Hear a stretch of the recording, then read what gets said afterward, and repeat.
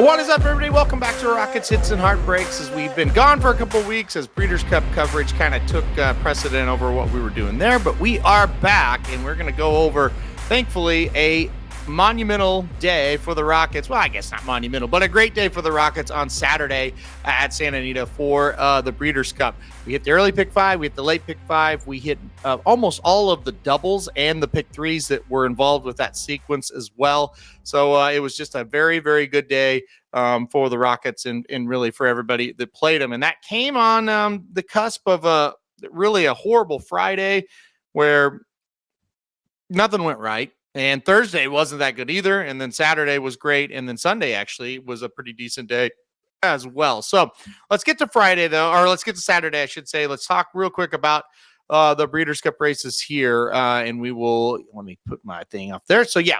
So we're going to talk about the early pick five to start. You see a $108 ticket here.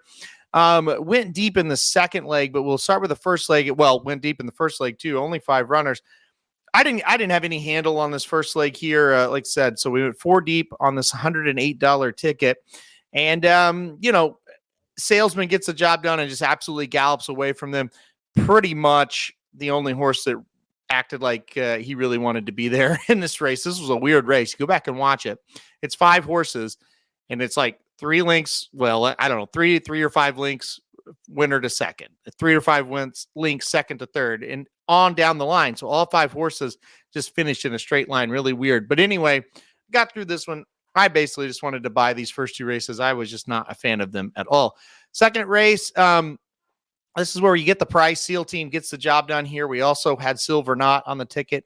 Also had Webslinger on the ticket as well. So it was good to get it done here. Silver Knot, I thought, ran a much better race. SEAL Team, again, this was not anything fancy. We just used 6 horses. I didn't have, I got a big angle on SEAL Team. It's just like I need to use as many as I can here, especially after the day before. You saw these undercard races sometimes can be a little goofy. So anyway, got the job done here. We're 2 for 2, but you don't have a lot of coverage going forward.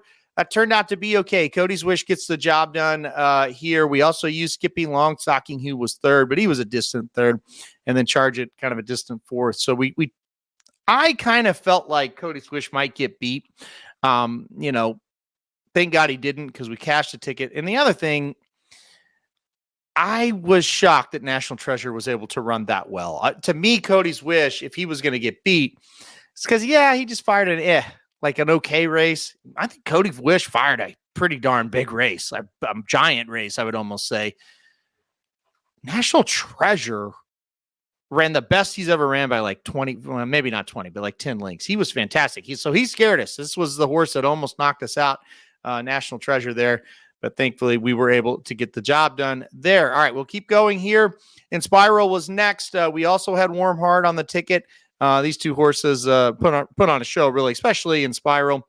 No offense to Warm Heart, who ran fantastic, but it didn't look like Inspiral was going to get up. She had traffic trouble. She was a little bit behind, but when she finally got clear, man, she was awesome. So Inspiral gets it done there as we went 3 deep. We also used In Italian, who just, set the pace, couldn't hold on, just can't hold on, or can't hold off horses like that. And then finally, the big single, Good Night Olive. This was my most likely winner of the Saturday Breeders' Cup card. So it was an easy decision to single, if I could speak. And also, this was never in doubt. She got a perfect trip. She was sitting behind horses going fast. She just dominated. So stress-free, other than National Treasure almost beating Cody's Wish. This was pretty stress-free here. $108 ticket. It pays $552.50. And with, the favorites that won in that sequence, I thought that was a pretty darn good payout. So kind of the key there is that kind of funds everything you're going to do the rest of the day. Hit a couple of daily doubles and pick threes that weren't great on this thing as well. So we're kind of funded. We're kind of in a pretty good spot. And then it's just on to the later sequences. So it's always nice to hit, the quote unquote feature sequence on a day like the Breeders' Cup. And that's, the late pick five is kind of the featured sequence of the thing. So let's get to that. By the way, we would have swept the entire card if Maj stays up, but I did not use Master of the Seas. So if Maj wins that race, we sweep the whole thing. A little heartbreaking for sure, but what are you going to do? But anyway, so we won't talk about that one. It is called Rockets Hits and Heartbreaks. Maj gets nosed out or we sweep everything. So there's your heartbreak. All right, let's get to this one, the late sequence here. And this was fun. 489 to kick it off. We would $96 ticket, 3x2 by 4 by 4 by 2. This was our 3 leg here. I don't know. I really thought Clairiere was going to get there down the stretch. She kind of gets boxed in a little bit. Almost looked like Randomized might hold on for a second as well. So we were all over this one. Clairiere did get third. Leda Vita did nose out Clairiere there, but Idiomatic. I feel like she was ready for a horse to come get her, but that horse just never showed up. So Idiomatic was able to hold on. This was my strongest opinion of the late sequence. I just used 2 horses in the next leg, the August Rodin and Mostadov, the 5 of the 9. I just thought they were way better.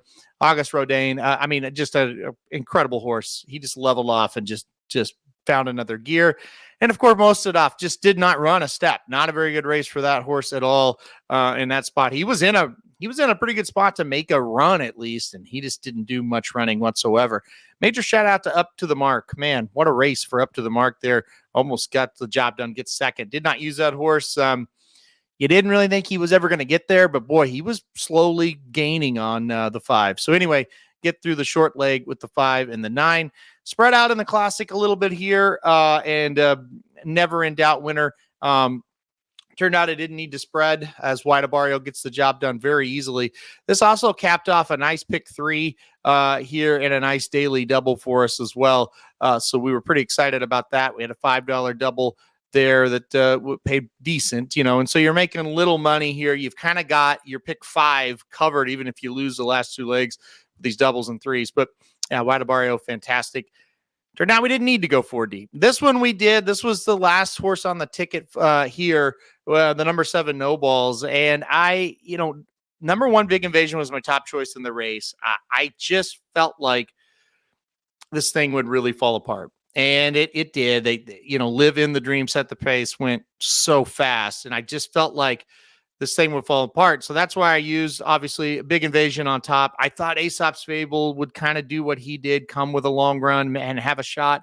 Motorius, the 10 horse, the other one to use, again, just thinking, this is going to fall apart. Originally, I used those 3. And at the end of the day, I just thought, you know what? I've watched No Balls enough to know he can sit close without getting crazily involved in this thing. And, that's kind of what he did. He didn't go up and really challenge the lead, and then he was able to still have enough left. What a finish in this one. I'm not ever going to complain about this Breeders' Cup from a betting perspective. It was fantastic personally for me, but would have been even better if Big Invasion wins. I mean, to get that 12-1 winner hold home that I had a lot of win money on as well would have been great. But he doesn't. But No Balls does get it. Last horse, like I said, on the ticket, gets the job done here, $26 winner, and that's why this thing pays. Lastly, for me, went 7-8 in the final leg here. My reasoning was this. I just felt like Elite Power was the best horse in the race, and I felt like Speedboat Beach, who was the 7 horse, would get the best trip in the race. And basically what happened is Speedboat Beach ended up getting pressured a little bit more than I think anybody thought. I thought he ran pretty well watching the replays back, Speedboat Beach, but he got pressured a lot. Elite Power reminded me a lot of Goodnight Olive, when you just felt like Goodnight Olive is never losing this race, even up the backside with Elite Power kind of tracking and starting to kind of move up when they get to the turn to get in that position.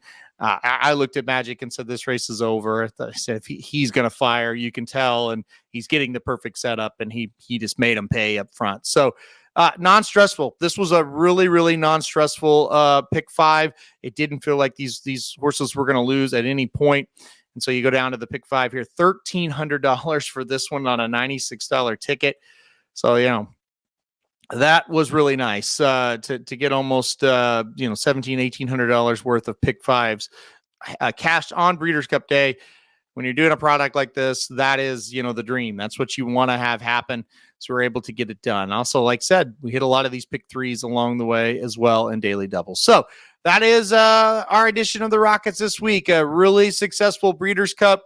And hopefully that projects us to a really nice rest of the season as we go on through the rest of November and December. Still a lot of great racing to go. And we will have rockets every Thursday, Friday, Saturday, and Sunday for you for all the big all the big tracks around the country. All right, guys, thanks everybody for watching the Rockets Hits and Heartbreaks, and we'll see you next time.